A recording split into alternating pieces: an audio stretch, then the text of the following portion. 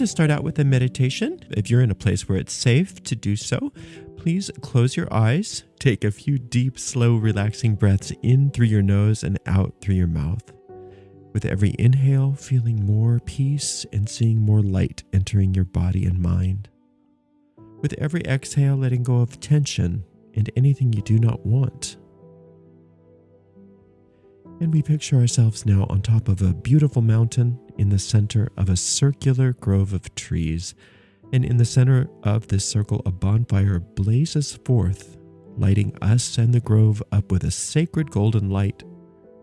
And we recognize that this is the light of perfect love and perfect trust, and it burns away everything that is unlike itself. Into this sacred circle, we now invoke the power of our Creator. To many of us, this Creator reveals itself to us as a God and Goddess, a mother and a father. We also call upon the presence of all of our teachers, guides, and angels.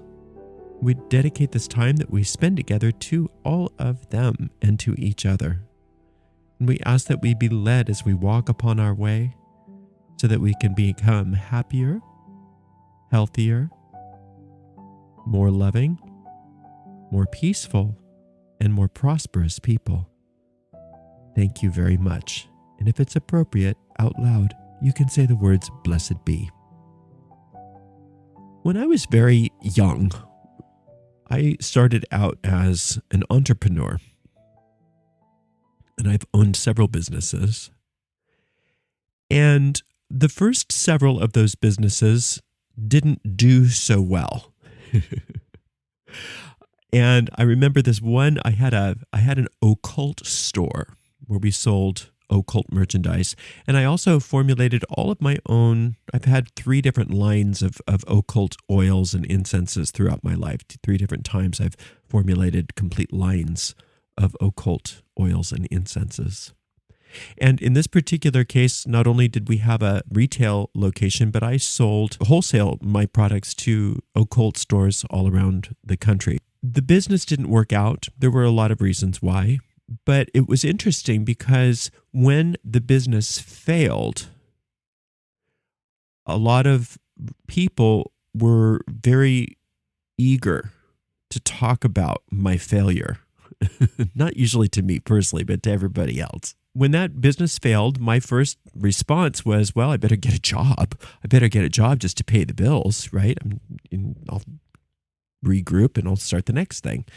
And so I did. I got a job. It was at a coffee house. I got a job at a coffee house being a barista. And you would have thought that I killed somebody's cat. The way that people would talk about my failure and how the supposed leader of occultism has to stoop to working as a barista at a coffee house. And the reason I bring that up is it's so interesting how we view success and failure in this world, because that's not how I experienced it at all. The way they experienced my supposed failure was very, very different than the way I experienced my supposed failure. Because the way I looked at it is that we tried a bunch of stuff out and we learned a lot of lessons, and I know what mistakes I made and not to make the next time I do a business. And not only that, but it's not something for me to feel bad about that I went and got a job so that I could pay my rent. That's something to celebrate. That's another success. And so I didn't really look at my business as going under as being a failure. I noticed it as being a success because I learned so many things. I really did get a lot out of that experience. And by the time we closed the business, I was kind of done with doing that. I kind of didn't want to be a shop owner. I didn't really want to mix incenses and oils for the rest of my life.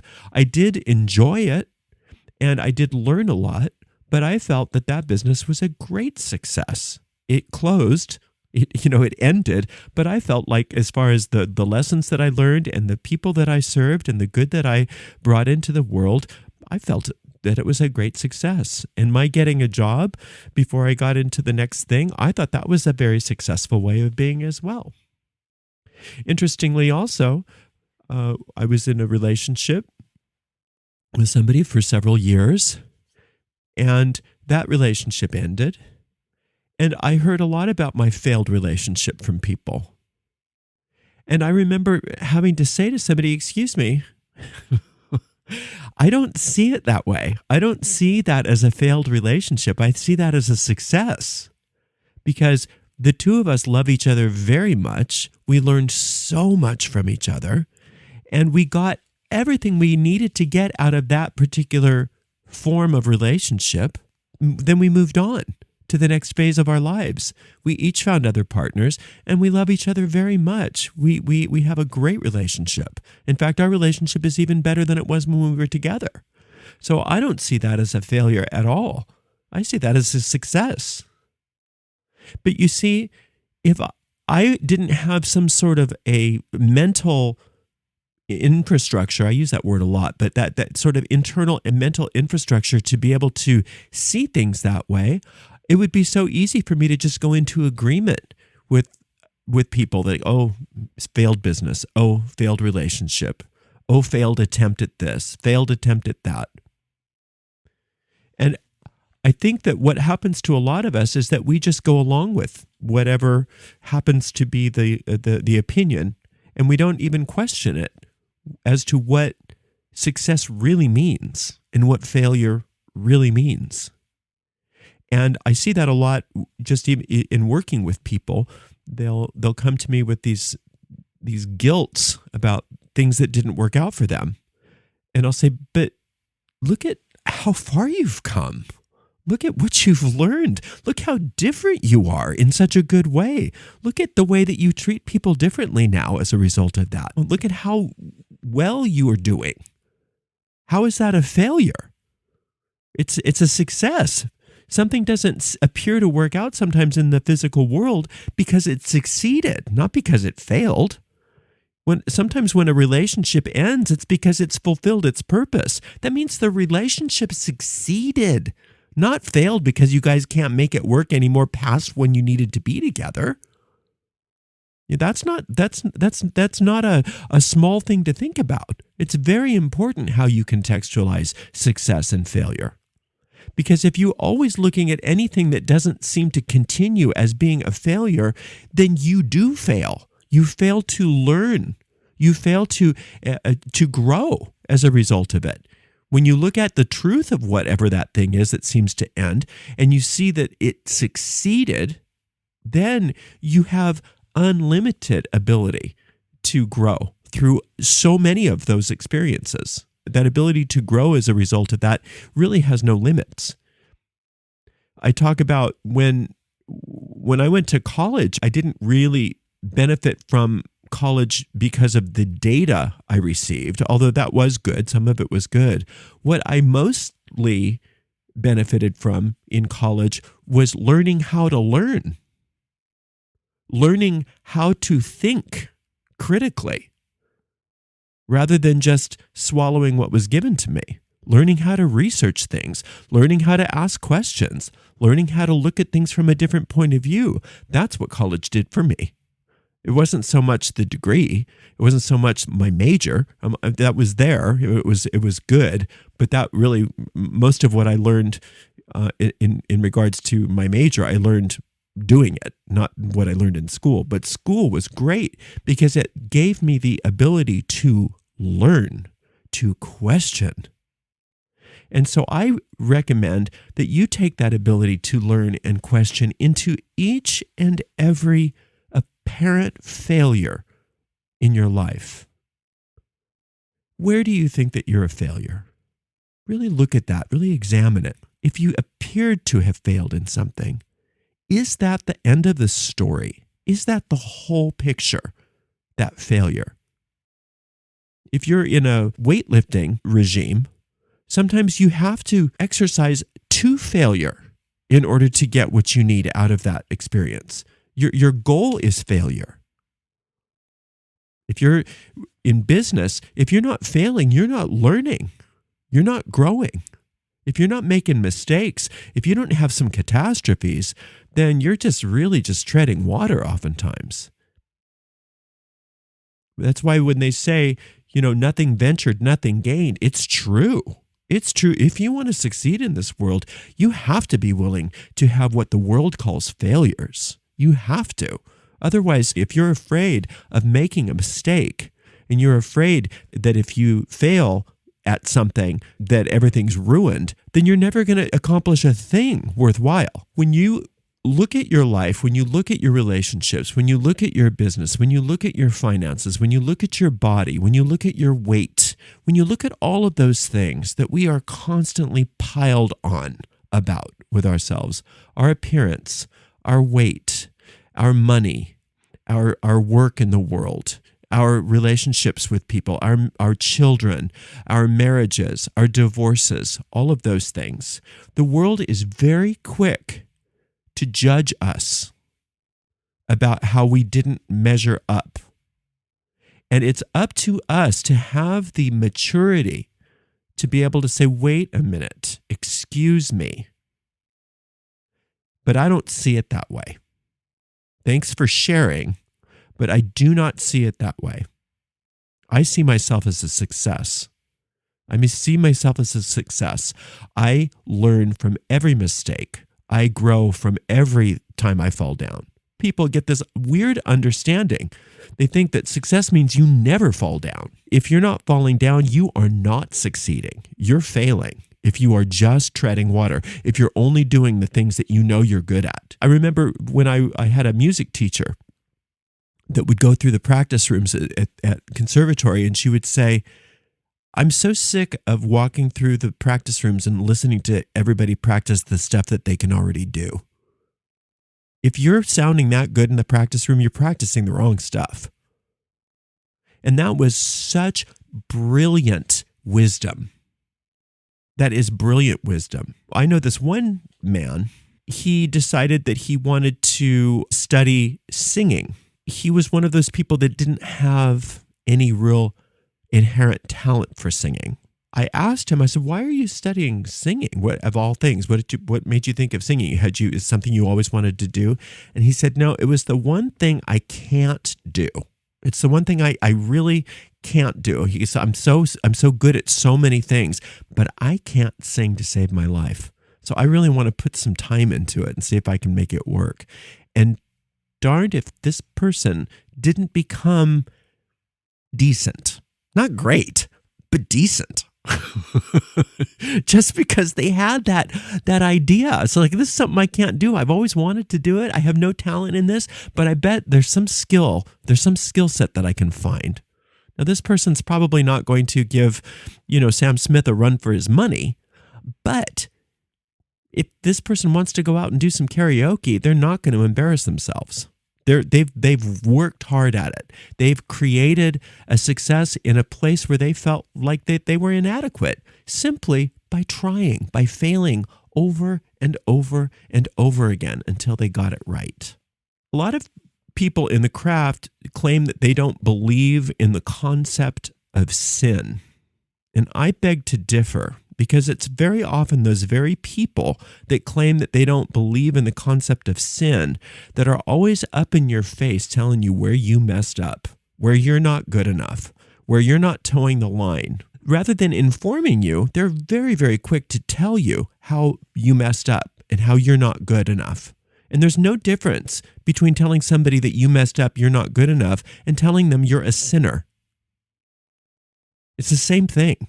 It's the same exact thing. Doing things in this world perfectly is impossible. This world is not set up for perfection. We live in a very confusing world. We live in a world that is not helpful to people that want to do well. This world is always trying to shut us down. To have people on our case that are supposed to be in our own community isn't helpful either. But it's up to us, not up to them. It's up to us to say, excuse me. I beg to differ with you. I'm not a failure. I'm a success. And that's how I see it. Because nobody gets to tell you that you're good enough. That's not up to them. You don't have to defend yourself to anybody. You don't have to justify your process to anybody. Nobody gets to tell you that you're finished or that you're good enough or that you're there. And nobody gets to rush you either. We're all doing our very, very best here. And if you're not doing your best, you can try. But I promise you that when you try doing your best, you're going to probably make more mistakes. You're probably going to have some more failures to deal with. And if that's something that you can't contend with, then this world is just going to eat you up. So my recommendation to you is to not try to live a world where you don't make mistakes, to not try to live a world where you don't fail, but to recognize that just existing in this world, just getting up in the morning and taking a big, deep breath and saying, I'm going to do my best. I'm going to do my best. I'm going to try to get some stuff together. I'm really going to try to make stuff work today. That is success right there. Not whether you fall down or not. You're going to fall down, and then you're going to get back up, and you're going to get back up with more skills and with more knowledge and with more lessons learned, with more ability than you had when you fell down. And then you'll fall down again, and you'll get back up, and over and over and over again. And that's the way this world works. Strength of character has nothing to do with whether or not you fall down. It has only everything to do with the manner in which you get back up. So, do you deserve condemnation for falling down? Do you deserve condemnation for not having everything figured out at all times? No. You deserve compassion. Don't wait for other people to give you that compassion. You need to give yourself that compassion, and you need to do it now. Because you deserve it. You deserve compassion. You deserve sweetness. You deserve patience. I guarantee you, the universe, spirit, isn't out there going, ugh, what is wrong with this one? God, they never get anything right. That's not how spirit feels about you. Spirit's very patient, very happy with you, loves you just the way you are, is rooting for you, wants you to succeed. So take spirit's cue, not these other people who are there to pound you down. You don't have to listen to that nonsense. Not one bit of it. It's just noise. What you deserve is compassion. What you deserve is a new start every single day. Every day you get a chance to get up and start again. And you're going to try to do things a little bit better or a little differently than the way that you failed maybe yesterday or the day before that. And then you'll do it better the day after that, and you'll do better the day after that. And that's all that you can expect from yourself. And if you make big mistakes, if you backtrack and you backslide, it's not up to you to judge that. Sometimes the hugest successes come because of the biggest backslides, the biggest failures. Some of my greatest achievements in my life have come out of the ashes of just awful apparent failure. If I hadn't failed in that business, I would never have succeeded in the next one. There's no way. I wouldn't have had the lessons learned. Business school couldn't have taught me all of the wonderful lessons that I learned from that apparent failure. So am I going to take my cue from those naysayers who probably have never done anything on their own in their lives? All they've ever been is a consumer. They've never been a business owner. Am I going to take my cue from them because they're making fun of me for what I consider to be an apparent failure but was really a success? Or am I going to take my cue from the universe, which is saying, you got this. You got this. The next time you're going to even be better, and then better, and then better. Right? And on the other side of it, which part are you? Which kind of a person are you? Are you the person that's there trying to knock everybody down because they make a mistake or they say something wrong or they don't get it right all the time because they don't know everything and they're not absolutely perfect? Are you helping them at all when you do that? Or are you part of the problem? Because I guarantee you, in this world, if you're not part of the solution, you are part of the problem. And a lot of times what we think are our problems are the trappings of the problems. They're not the problems themselves. The problems aren't necessarily the thing that we are engaged in, but the manner in which we are relating to people while we are engaged in that thing. Doesn't matter if you're trying to, save the whales, which is a wonderful thing to try to do. If you're doing it in a way that undercuts people and knocks people down and makes them feel bad about themselves, then you're not really helping. The whales aren't really getting the help that you think they are when you do that. What you can do instead is learn to have compassion, not only for yourself, but for other people. Everybody's really doing their best for the most part. I know that there are some people for whom that's not true, but for the most part, everybody's doing their best. And nobody needs to be constantly maligned. And I see it all the time. It happens continuously where people try and then they get thrown down. They try and then they get thrown down. Well, I'm telling you, it's up to you, not up to them. It's up to you to set the tone, to say, excuse me, this is not how I see things. This is how I see things. And I'm doing my best and I'm doing well. And I'm going to take my cue from Spirit, not from you. But thanks for sharing. So be very aware of the difference between how Spirit sees success and failure versus the way that this world sees success and failure. And then you can start to feel good about yourself for a change rather than bad about yourself because you're not perfect here. Nobody's perfect here, but you're doing it. You're trying. You're trying to get stuff together. You're trying to make things work. The fact that you're even listening to lectures like this or taking classes or anything that's helping you to understand yourself more means that you're probably ahead of the pack in so many ways. You don't deserve condemnation. You deserve compassion, and you deserve some credit for the amount of work that you're putting into yourself. And the amount of work that you're putting into yourself makes this world so much better. And I'm telling you right now, I'm grateful for you, for all of the work you're doing on yourself. I'm grateful for you. I'm not just happy for you, I'm happy for me. I'm happy for all of us because of all of the people that are helped just by being in your presence, because of all of that work that you're doing, even though you don't always think you're doing it well enough. Let's just take a week maybe and just take a look and be really, really careful about the way that we contextualize things about ourselves in regards to success and failure. I guarantee you that you are a success. You are a success.